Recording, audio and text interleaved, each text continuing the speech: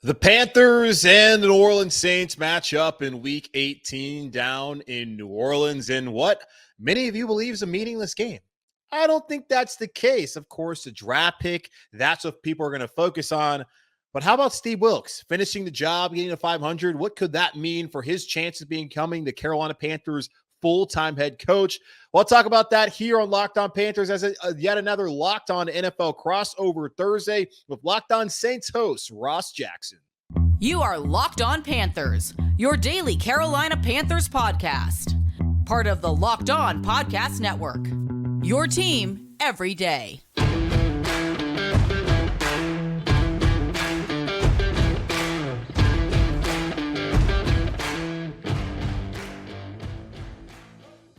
What's going on, everybody? Welcome into another crossover Thursday edition of Locked On Panthers and Locked On Saints, your go-to number one spots for everything you need around your Carolina Panthers or your New Orleans Saints every single Monday through Friday. Part of Locked On Podcast Network, your team every day. Thanks so much, as always, making us your first listen of the day every day. We're free and available on all podcast apps and on YouTube as well. And today we have what might be the crossover for the most meaningless Week 18 game on the schedule. Let's get it. It's Julian Council at Julian Council on Twitter from Locked On Panthers. Myself, Ross Jackson, at Ross Jackson Nola from Locked On Saints.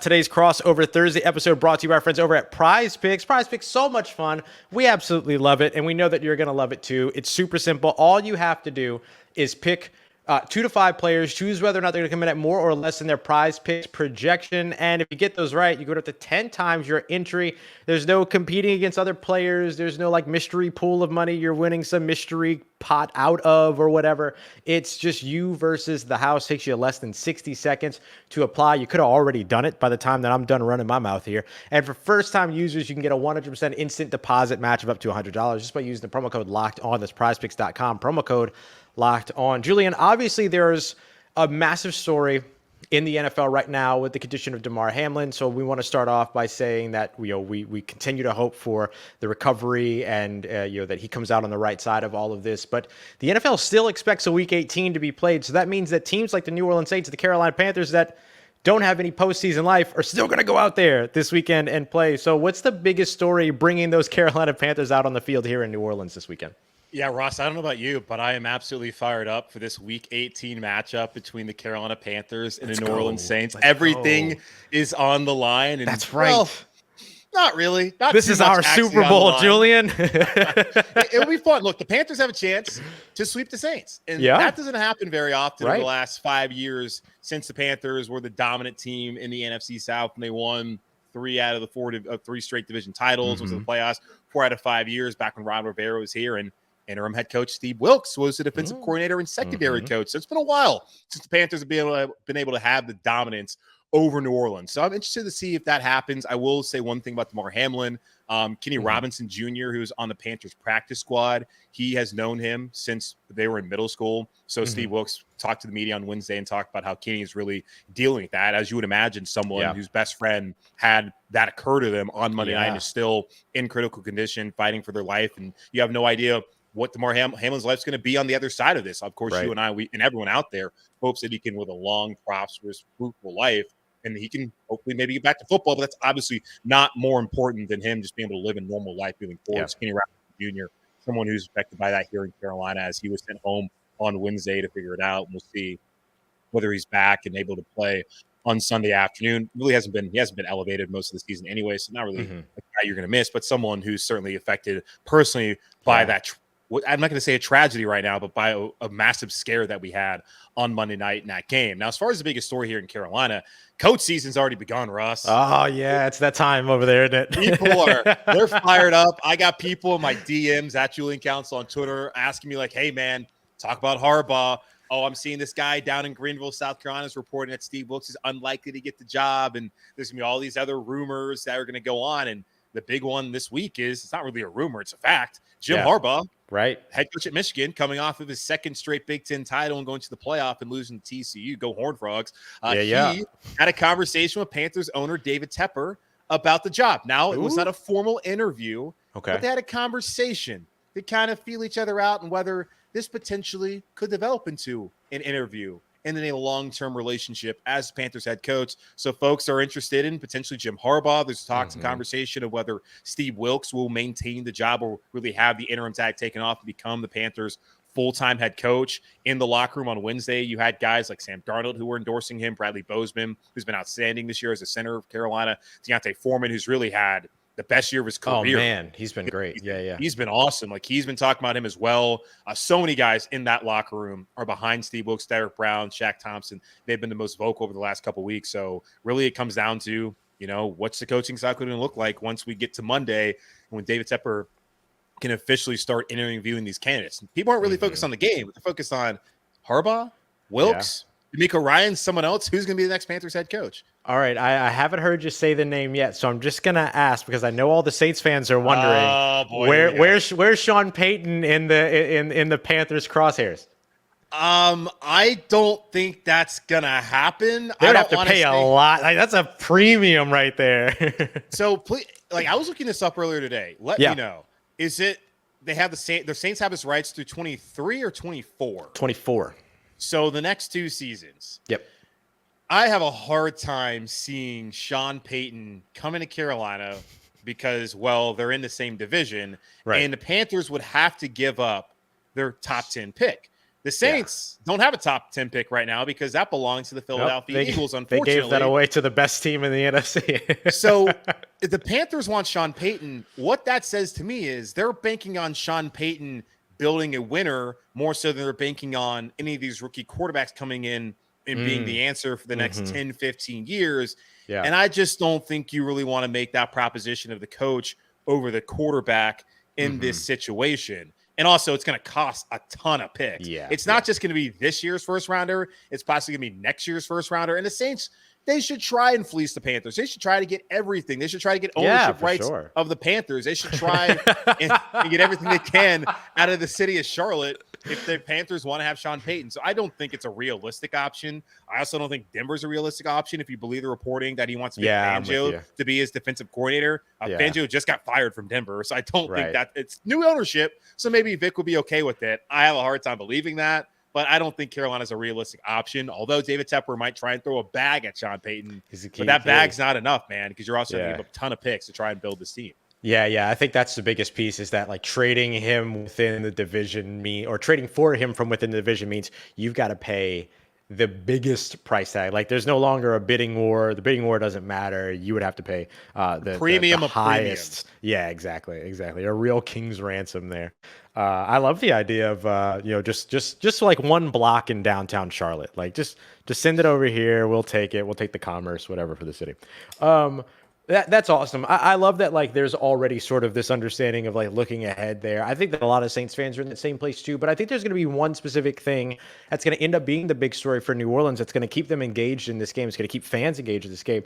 And it's the fact that Paulson Adebo is out. So the New Orleans Saints starting corner opposite Marshawn Lattimore. Marshawn Lattimore missed 10 weeks with the lacerated kidney, came back last week, effectively won the game for the New Orleans Saints, whose offense picked up 66 yards of offense in the second half. They were atrocious in the second half, not able to move the ball.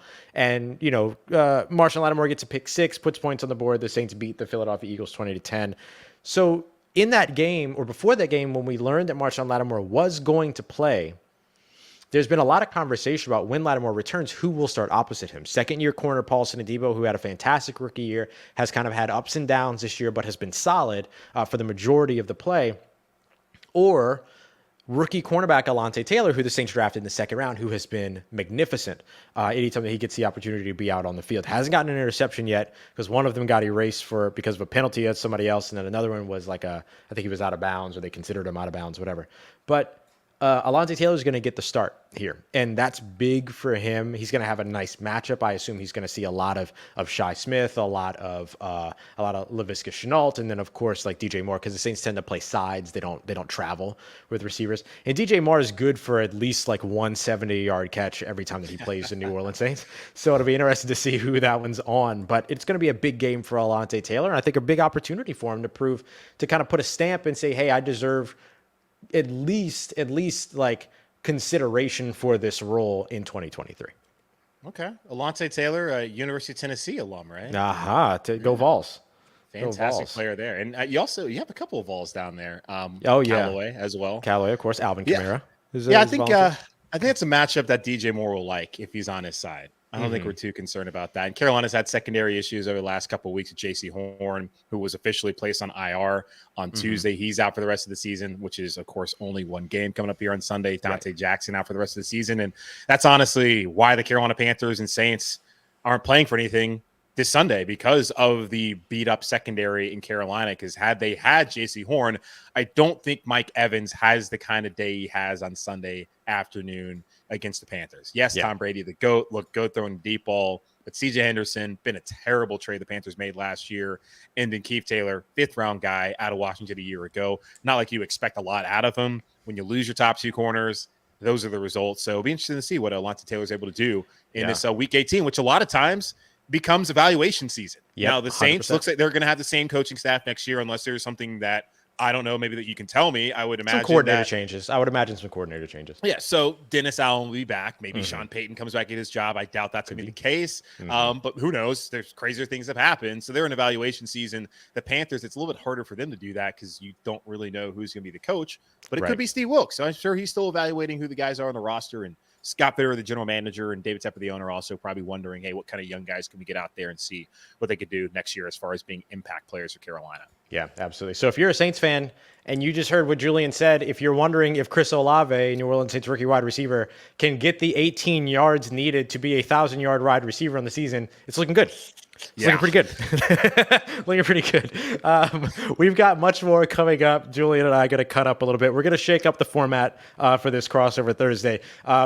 The matchups, who really cares? So we're really going to kind of dive into like the impact of this game and what it could mean. And then when it comes to predictions, we're going to start looking toward the offseason, like what this game could mean for the offseason and how the offseason could play out for both of these teams. So some really interesting stuff coming up for these two division member teams, the New Orleans Saints and the Carolina Panthers. So we got that coming up for you as we continue on with this crossover Thursday here in the Locked On Podcast Network. Today's episode is brought to you by our friends over at BetOnline. There's a line for this game. If believe it or not, the Saints are favored -3.5 for this one. So you can go and if you feel good about that and you want to get in on the final Saints game of the season, the final Carolina Panthers game of the season, great way to do that. There's also tons more. There's still end of year awards that you can bet on. There's still some coaching stuff that you can bet on as well, especially with all the cycle about to get started. And then of course the NBA, MLB, NHL, all the other things that are going on around the world of sports as well. So go and check them out today over at BetOnline. They've got all the odds, lines, props, news, scores, podcasts too. We know you love sports podcasts. You should listen to this one. So if you want some others, you can do that. It's the quickest and easiest way to catch up on all the trends and action going on in the betting world. So go and check them out today. BetOnline.net, where the game starts. All right, Julian, continuing on with our crossover Thursday here. Julian Council, Locked On Panthers. Ross Jackson, Locked On Saints. Thanks for making us your first listen today. Don't forget to go and check out Locked On Sports today as well. Get all the biggest stories around the world of sports with our local experts. You can find that wherever you get your podcasts and on YouTube as well. So let's just... the matchup here is like this game versus the offseason in a way, right? Like how this game ends up impacting these teams. So you mentioned this team wanting to come out to compete for Steve Wilks. Obviously, that's one point, but how else does this game impact the Carolina Panthers? I think the impact of this game is far more important for Steve Wilks as far as like whether they win or lose than it is as far as the draft pick. And I know a lot of Panther fans are going to be thinking to themselves, please don't win. For the love of God, all we want to do is move up in the draft to get closer to that quarterback. If you look at it right now, like number one overall is going to be Houston. If they're smart, they'll take Bryce Young. The Colts are going to be right there behind them. And I'm imagining they're going to want to bring in a rookie quarterback, likely CJ Stroud. Now, Jim Harbaugh's the Colts coach. Maybe not since he's a Michigan guy. But I feel like they're going to get CJ Stroud. I don't think he's going to let rivalries get in the way of that. CJ Stroud. No, he got like the closest, up close and personal look at him than anybody that is in Ohio State, as opposed to anybody that's an Ohio State coach. Yeah, so Stroud's not going to be there at 6 or 7 or 8. Right now, where the Carolina Panthers sit at 9. They're going to have to trade up. So I don't think it matters whether they win or lose as it pertains to the NFL draft and where the Panthers are. You're going to have to trade up. And that's the reason why they traded Christian McCaffrey to San Francisco. They got an extra 2nd-round pick. They got a 3rd-round pick. They got an extra 4th-round pick to be able to do that so they can move up. That's the equivalent of a first round pick. And of course, you would swap your first rounder with whoever's in the top 10 there. Maybe Detroit's willing to move back. Maybe it's Seattle. Mm-hmm. I don't know who's going to be, but the Panthers can trade up. They're going to have to do that to acquire the quarterback of the future, barring that they don't trade those picks away to get Sean Payton to be their head coach instead. So I don't think it really matters whether they win or lose. I know there's been past Saints games where the Panthers have played in week 17. I think it was the Kyle Allen versus Teddy Bridgewater game. Yep. Kyle Allen played phenomenal. And the Panthers won that game, and Panther fans are like, oh, why'd you win that game? You cost us in the draft order. Well, the Panthers don't really do bad when it comes to first-round picks anyways, outside of Vernon Butler. So I don't think it's all that big of a concern for Carolina Panthers fans when it comes to the draft. Like, they're going to have to trade up if they want to get that quarterback. Yeah. For Steve Wilks, I do think this is an important game because what this team has always done under Steve Wilks, outside of the OT loss at Atlanta and then losing against the Cincinnati Bengals, who, if you look at the Bengals now, fantastic team. I'm not sure how that game with the Buffalo Bills is going to factor and whether they're going to continue it or not. They have a chance to be the number one seed in the AFC if they do end up playing that game, or I don't know what's going to happen. So that's no really shame in losing to Cincinnati and getting blown out. But after every loss, for the most part, outside of that game, they have come back and they have played hard. They have been physical. They have played the kind of brand of football that he wants them to play. And he said after the loss on Sunday to Tampa, we're going to finish. He said it again on Monday. What men do is they finish. He said it again on Wednesday. Like the word of the week is we are going to finish. Like, I don't care about whether we're not in it anymore. People think this game is meaningless. We're going to go out there. We're going to play our style of football. We're going to finish the job. And he said at the beginning of this, he said, I have 13 weeks. I'm going to do it my way. So he's going to hold true to that this whole week. He has these guys locked in, ready to go. And as I mentioned before, all these guys are playing for Steve Wilks. All these guys want him to be the head coach. And if that's the case, I expect them to go out there and play hard on Sunday. And if they do and they win and Wilks gets to 6-6, and you look at the context of it, Matt Rule fired after 5 weeks. You're 1-4. You come in your first week against the Rams on a short week as a head coach, because he didn't take over until Monday afternoon. So that's a short week really for the staff. And you have guys like Bill Snow, the defensive coordinator, get fired. Ed Foley get fired. You have staff changes throughout all of that. And to be able to change the offensive philosophy from that first game where they wouldn't even let PJ Walker throw the ball over across the line of scrimmage to how they've been one of the best running teams since Steve Wilks took over, how Sam Darnold's played some of the best football of his career. And I know he had 3 turnovers on Sunday, but a lot of those weren't necessarily on him. I mean, a couple of them not necessarily on Sam, but still, Sam's played his best football of his career. The defenses look good. He has found an identity for this football team, something that Matt Rule could not do in 38 games. Steve Wilks was able to do in really 3 games as the Panthers head coach. You look at the context of a 6-6 record as the interim head coach. There's a lot to be gained for Steve Wilks as this Panthers team wins the game on Sunday afternoon against New Orleans. Yeah, absolutely. It's so funny to hear you talk about like identity, because I know that was such a big thing for the New Orleans Saints early on, is what's the identity of this team.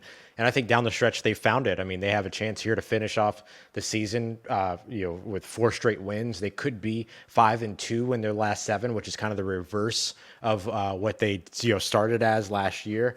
And so I think that you look at where they found their identity over the course of these last 7 games, less than 20 points allowed, or 20 points or less allowed over the course of those past 7 games. It's been on the defensive side. Marshawn Lattimore winning the game on a pick 6 when the offense gathered 66 yards in the second half. All of those things.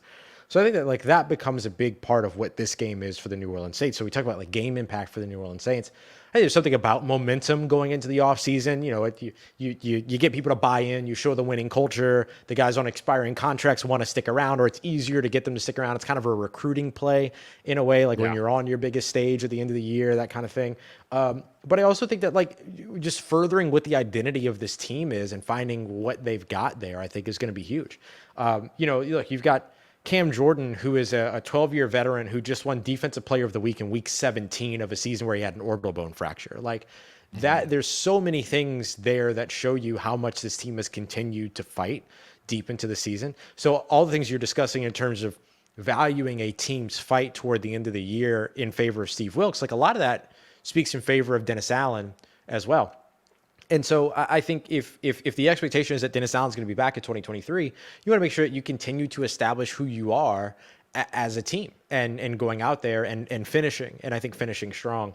And so I look at that part. I look at, the New Orleans Saints defense has been outstanding. They allowed, like I said, 20 points or less in the last 7 games. That hasn't happened since these guys were here, Julian, the Dome Patrol and everything. So that's a huge boost to what that defensive identity was supposed to be, and a defensive identity that has still not and in the preseason, there was an assumed secondary to start this season. Marshawn Lattimore, Paulson Debo on the outside, Bradley Roby in the slot, and then at safeties, Marcus May and Tyrann Mathieu. Those 5 guys have not played a single snap together all season. And now they won't, because Paulson Debo is not playing in the week. So that assumes starting 5 in their secondary will not play in a single snap together in 2022. So they've had to change things, move things around, like all of this other stuff.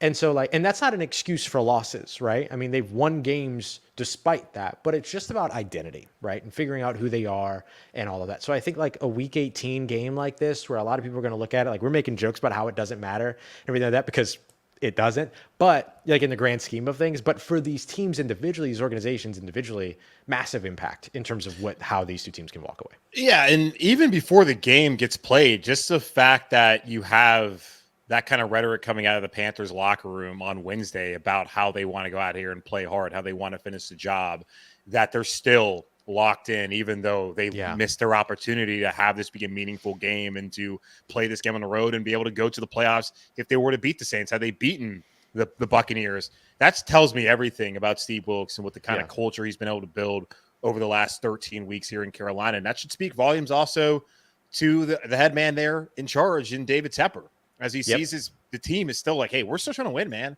Like, we're still going out here and we're still battling for each other, for this head coach.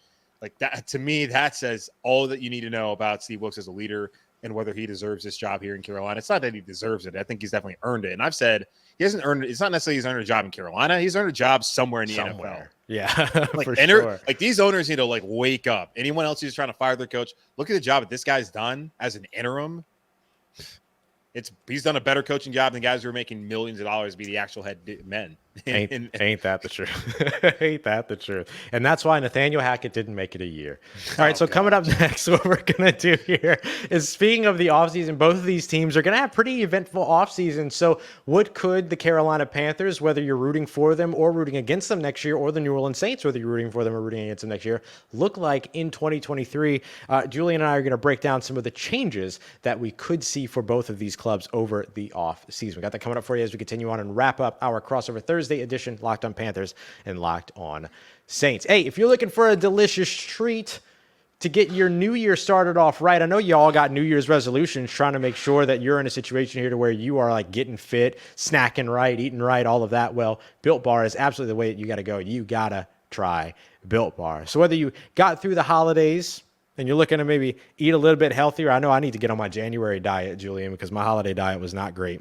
I mean, it was great. It was enjoyable, but it was not healthy for me. So healthy can actually be tasty if you check out Built Bar. We got some incredible flavors like churro, peanut butter brownie, which is one of my personal favorites, coconut almond, which is a hit here on the Locked On Podcast Network, along with a couple of their rotating flavors that you get all the time. So about 130 calories, just 4 grams of sugar, but a whopping 17 grams of protein in each of these bad boys. And now, not only can you find them over at Built.com, but if you've got a Walmart or a Sam's Club local to you, you can find them there as well. So if you go to your nearest Walmart today, you're going to be able to find a 4-box of either cookies and cream, double chocolate, or the coconut puffs, another favorite.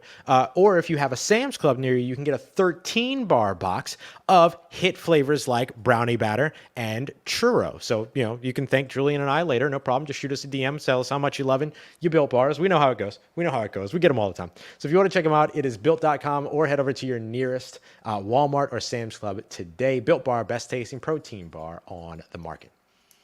All right, everybody, wrapping up our crossover Thursday episode, Locked on Panthers and Locked on Saints. Julian, it's going to be an eventful offseason for both of these teams. What are some of the changes? We've talked about head coach, of course, but what are some of the other changes that we could see for the Panthers on the way? Yeah, usually I dread the offseason because I am not someone who's a huge fan of like talking draft and the lead up there. But hey, of course, I'm going to talk about it, give the listeners what they want. Like, that's not my favorite part of the NFL calendar, which the NFL, as we know, it's like now 365, 24/7. I guess it's going to be leap year next year. No, that's not it. We're in 20. I don't know why I said that. Whatever. Next year's a leap year. This is not. You just want an extra day on that calendar, don't you, Julian? I don't know. I don't know what I'm doing. But either way, it's going to be an eventful offseason. Like, I'm actually excited about it because usually it's like, man, football season's over. Like, I love, of course, free agency and talking about like what it could look like. But I actually like talking about the games and the actual tangible things that we see. There's nothing like actual football. Yeah, so I just it's gonna be long, but it's also gonna be fun. Like, I think this next month is gonna be about the coaching search. probably doesn't really get figured out until maybe early February, because there's going to be candidates, I think, like D'Amico Ryans, who should get an interview. And you look at Shane Steichen, who it might take them a while before they really get proper interviews here in Carolina. So in the draft lead up. But as far as changes go, maybe there's a change at head coach. That's going to be the first domino to fall. Yeah. My hope is that's not the case, that Steve Wilks maintains the job here. If it's not Steve Wilks, I would love D'Amico Ryans out in San Francisco. The job he's done building that defense, I can only imagine what he could do with guys like Jeremy Chin and Brian Burns and Derek Brown and this J.C. Horn, this young core. Like, that's the thing. Like, hey, we want to talk about offensive guys, but how about a dude who at 38 has the best defense in the league? He's played in the league, and we're seeing just how important that is, especially this week, what's gone on with DeMar Hamlin and having coaches who can understand and relate with these players. D'Amico Ryans can absolutely do it. He's played at a high level in this league. So if it's not going to be Steve Wilks, I would endorse that. But so the first change, maybe not a change, we have a head coach and what happens there. Quarterback for sure. Sam Darnold, the book has closed on him after last Sunday. He's turnover prone. Again, I don't necessarily think he played bad. I thought he actually played fairly well outside of the 3 turnovers. The interception, absolutely attribute to him. The first fumble, Bradley Bozeman, he wasn't expecting the snap, but then, again, you got to fall on it. You got to limit the damage. And then Ike Ekwonu gets beat. Sam fumbles. That's not too much on him either. It's about 1.5 of the turnovers I'll blame Sam Darnold for on Sunday, but he's not a franchise guy. And David Tepper talks about bringing in a quarterback that can hoist the Lombardi trophy. And as good as Sam Darnold, as well as he's played over the last couple of weeks, and as much progress as he's made from last season, it's not enough for you to think that he's ever going to be that guy. So a quarterback, especially, something they're going to have to change for the 4th straight offseason, whatever it is at this point in time, 2020, 2021, 2022. Yeah, so 4th straight offseason. I would imagine it's going to be a rookie, and I would imagine it's likely to be CJ Stroud, because that's the guy that they're going to have to be able – that's the only guy they're going to be able to get, because it's not going to be Bryce Young. I don't love Will Levis. I don't necessarily love Anthony Richardson right now. He maybe can develop into that guy. CJ Stroud looks like you need a right now guy in Carolina, right? Exactly. And and you look at the roster, like, they're not that far away. As I already mentioned, the defensive guys that Scott Bitter, the general manager at the deadline, said, hey, I'm not trading them. He also didn't want to trade DJ Moore, who the Rams apparently were offering 2 first-round picks or what? Yeah, it was 2 first-round picks for Brian Burns, but the Packers apparently were offering a first-round pick or whatever to DJ Moore. So I think they have a solid core. You have your offensive line outside of Bradley Bozeman, the starting center, that are locked in for next year. And I think Bradley Bozeman, who immediately when he came to town, him and his wife were doing charity work. I think he loves being here in Charlotte. And I think people, I know everyone would love to have him back. So that's a guy who I think is going to come back here next year. So I don't think there's going to be too many roster changes as far as like the core foundation. You got to, plug in some holes, find some depth, but really coach, quarterback. Those are likely the biggest changes that we're going to see. And, of course, the coaching staff and OC, Ben McAdoo, I don't imagine he would stay on whether Wilkes is the guy or if someone else comes in. They're going to have to find a new OC, which would be a vital role, especially, and quarterback coach, as will be likely a very young rookie quarterback in here coming into a roster that I think next season, if they have the right coaching staff, I think they're ready to compete. Yeah. It's so funny to me just to think about the fact that the Green Bay Packers offered 2 first-round picks for DJ Moore. Because, if only they had previous first-round picks they could have invested at wide receiver with or something. Like, how wild is that? But for the New Orleans Saints, I think that there's a little bit for the Saints and their offseason changes here. And just real quick, actually thinking about the Carolina Panthers changes, I'm completely with you about the idea of roster changes. Probably not that many on the way, because it's a solid roster when everyone's healthy. Obviously, they're dealing with injuries in the secondary. That makes a big difference. Everything, but that defense is going to be a draw for defensive head coaches. Absolutely. If they do, you know what I mean? Big time. And it'll be a draw for offensive coaches too, who want the ball in the offense's hands. That's the kind of defense you want. That's going to be able to get people off the field. That's going to be able to generate takeaways. That plays kind of that positionless, real ability to confuse the quarterback kind of thing. And the NFC South as a division should have a draw next year for any head coach that wants to come in and go to the playoffs. Wide open. It's wide open. There's no, especially if Brady leaves. Yeah. And honestly, even if Brady stays, as we saw this year, but it makes a massive difference if he leaves. It makes a massive difference if he leaves, for sure. That'd be quarterback uncertainty at all 4 of these teams in the division. Right. And so if you're a coach and you're like, okay, that team has a high enough draft pick that I can go and get my guy, and get the guy that I want, and be potentially the only team in that division that has a coach with his guy at quarterback, that's pretty appealing. It's a pretty appealing situation. And that includes Steve Wilks, right? I think for the Saints, the changes won't start at head coach; they'll start at coordinator. I 100% expect, unless Sean Payton is like, "Hey, Mickey, what's going on? Miss y'all." Like, unless that happens and you get like a late, Mickey's getting like a late "you up" text. Like, that's not happening. And so for me, like, I don't see any other changes happening at head coach. I think Dennis Allen comes back. He gets a second year. He's on a 4-year contract. It's kind of cost prohibitive to move on from him.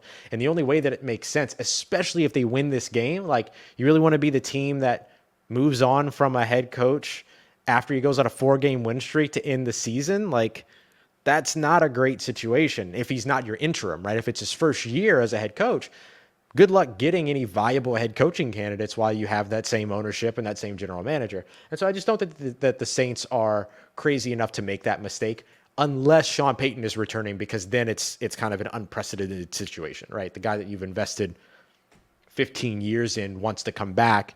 I think more people would be understanding of that. And it doesn't matter anyway, because if he comes back, you can imagine that the Saints would say, you can come back, but you're taking a contract extension when you come back too. You're not just getting 2 years to bounce and go somewhere else.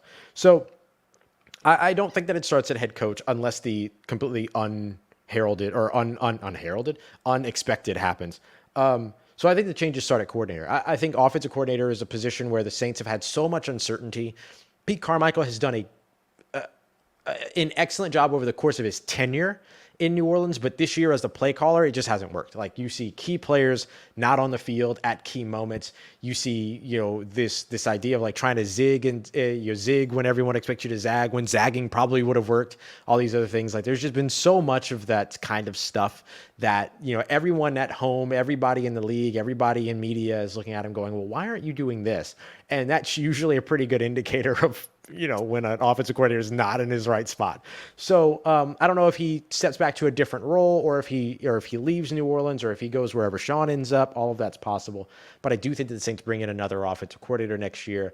But they're not going to be first in line, right? They're not going to be first in line there, because Bill Belichick's going to be able to hire whoever he wants. I'm sure he's probably going to reunite with Bill O'Brien, which is going to be weird, but it'll happen. Snooze.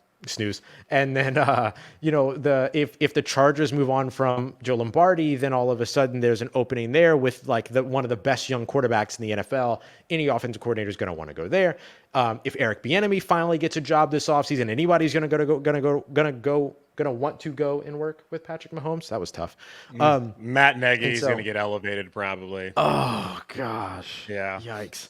Well, that what could have been in Kansas City and stuff. And so, I think the Saints are going to be kind of like in there, but without the quarterback draw, without the head coach draw, they're going to kind of be like 4th or 5th in line for, a good offensive coordinator. And so they're going to have to be creative about who that guy is and where they pull that person from. The Saints right now are using a co-defensive coordinator structure.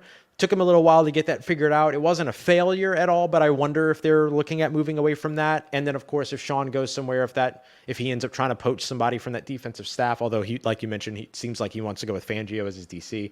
And I've heard that locally too, so I assume that is correct. Okay. And then, the other piece that I look at here is, of course, quarterback. Because we're going to have a wonderful time this weekend watching the red rifle and the red BB gun go at one another here for the Saints and the Panthers. But the Saints have a quarterback problem and they've got to get it solved, because Jameis is very unlikely to be in New Orleans next year. Andy Dalton's not under contract. Taysom Hill isn't a quarterback. There's so many. And for those listening, I did air quotes for that. And so there's so many big questions. So are they going to go for a rookie quarterback? Are they going to try to court a Jimmy G or a Geno Smith, like a veteran quarterback? So that's going to be really interesting to kind of see where that goes. And how does that factor in with the OC and all these other things? There's so many different pieces, but I'll tell you what, the Saints' young talent, Chris Olave, Rashid Shaheed, if they keep Michael Thomas or however that whole situation works out, I think that has to be on a renegotiated deal. Not a restructured, but renegotiated deal.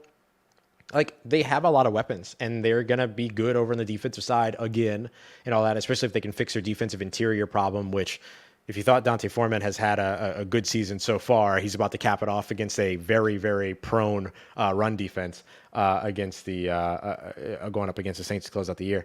And so I could see the Saints, having a good active offseason, but it's all going to the success of it is going to be getting the coordinators right, getting the play callers right.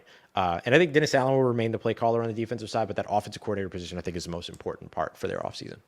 Yeah, it'll be interesting to see as far as the NFC South goes. Because, I mean, Atlanta, I don't know how much they believe in Desmond Ridder. And you would have to imagine that year 3 for the general manager. I mean, Terry Fontenot probably gets another head coach because typically that's how it works. They get 2 coaches. But as far as Arthur Smith goes, like, it's do or die time for him. And Atlanta's going to be in a position where they could also take a quarterback if they want to. So does he ride with Desmond Ridder, or does he bring in somebody, as a veteran? But they already did it with Marcus Mariota. We've seen how that worked out. Mariota basically quit on the team, and he wasn't great when he was available. Right. And in Tampa, it feels like Brady's probably gone. And Todd Bowles is already kind of like in a hot seat talk because like the team hasn't been that good this year. Right. So it's hard to even see where that team goes. And then, I know New Orleans, like you mentioned, like trying to find a quarterback, in Carolina in that same boat. But like Carolina, the changes, like they keep the coach. He finds the right OC. They get a quarterback. It's like add another corner, at least for depth, because Dante Jackson and J.C. Horn have both had season-ending injuries the last 2 years. Also, you need a pass-catching tight end. That would be great. I know they don't really want to do that for some reason the last couple of years, at least when Matt Rule was here. Right. That'd be great to add someone who can actually play tight end and catch the football and be a threat in the pass game. Novel. Maybe another wide receiver. And that's basically it, man. Yeah. Like, it's not like they're maybe another defensive tackle too, but like they're not out here needing to completely build this roster. Like, this is a young roster that is just, a quarterback, stability away, and like a little bit, sprinkle some other stuff around here from being at the class of the division potentially. And that was the whole thing about Matt Rule. Like, you got to 2022, your 3rd year, the quarterback was supposed to be in place. Like, this roster is supposed to be ready to compete, and he got everything wrong. But somehow over the last 12 games or 11 games, Steve Wilks has been able to find an identity and show that, maybe this roster isn't that bad. It's just coaching and culture. And then, hey, you get a quarterback in here and some competence, this could be a pretty good team. Yep. Yeah, it's funny, like the way that we talk about it, right? Like, oh yeah, they just got to get the coach right, the coordinator right, the quarterback right, and then they'll be fine. Like, we're both kind of like talking about it from that point, but those are big things that they have to get right. And then there's some supplementary stuff around. Like, I could see the Saints also wanting to beef up at defensive tackle. I could see the Saints trying to bring in another running back to pair with Alvin Kamara so that they can really get back to like change of pace, like Mark Ingram Kamara, Latavius Murray Kamara days, and then just trying to maintain the other guys to make sure that they don't leave. Like that kind of becomes the next big piece. So it's going to be so interesting. I think this is going to be a fun game this weekend. I think these two teams do have a lot to play for personally, for their coaches, for the league as a whole. A lot of them, there's personal connections to Damar Hamlin. I'm sure that's motivating as well. So there's a lot of different things that are going to be a lot of fun to watch. And I think this is going to be a quality, good football game. And then hopefully one that propels us into a really, really fun offseason. But it won't be us waiting until next year to talk to one another again, Julian, that's for sure, because we should check in all throughout the offseason and figure out which one of these two teams is going to be the team that's going to be the talk of the NFC South next season. Because the Panthers. The one thing that I think, okay, all right, chill, okay? We're supposed to have the conversation. But I can tell you this, it's not going to be the Falcons, and it's probably not going to be the Bucs. So, it's definitely not going to be the Falcons. We can definitely agree on that. Sorry, Aaron. Sorry, not sorry, actually.